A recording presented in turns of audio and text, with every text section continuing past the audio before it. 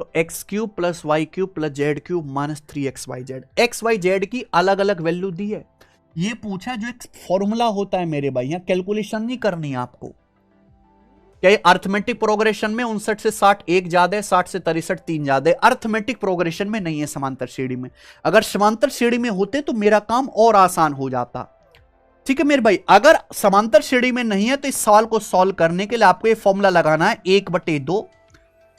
अगर x y z की अलग अलग वैल्यू दी हुई है और आपसे ये पूछा जाए तो ये आपको फॉर्मूला लगाना पड़ेगा इस सवाल को करने के लिए। 1/2 x plus y plus z into x minus y का square plus y minus z का square plus z minus x का स्क्वायर। यहां आप एक्स वाई जेड की वैल्यू रखो तो ही कैलकुलेशन आसान होगी, वरना आप कैलकुलेशन में पागल हो जाओगे मेरे भाई। एक्स वाई जेड की वैल्यू रखो, आंसर आ जाएगा। और मेरे भाई ऐसे सवाल देखो यूनिट डिजिट से हो सकते हैं, इकाई का अंक मैच कर लो ना आप, यूनिट डिजिट मैच कर लो। जैसे यहां पे वैसे दो ऑप्शन में मैच हो रहा है बेटा, 4 गड़बड़ हो सकती है। चलो एक बार रिस्क लेते हैं कि जैसे यहाँ पे x 4 5 9 एंड में 9 आ रहा है। अब मैं x का क्यूब करूंगा तो 9 का क्यूब 729 9 आएगा। ये 460 है, 0 आ रहा है।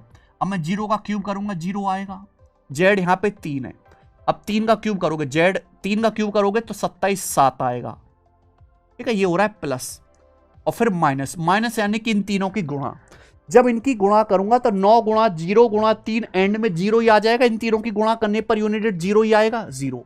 तो यानी कि 9 7 16, 9 7 16 यानी कि आंसर जो भी आएगा उसका यूनिट 6 होगा, 6।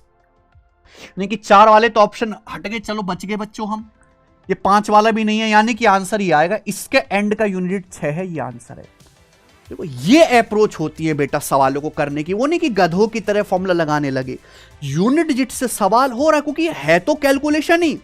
अगर नहीं हो पा रहा है तो ये फॉर्मूला मैंने आपको बता ही दिया, इस फॉर्मूले में वैल्यू रख के आप सॉल्व करना, यही आंसर आएगा।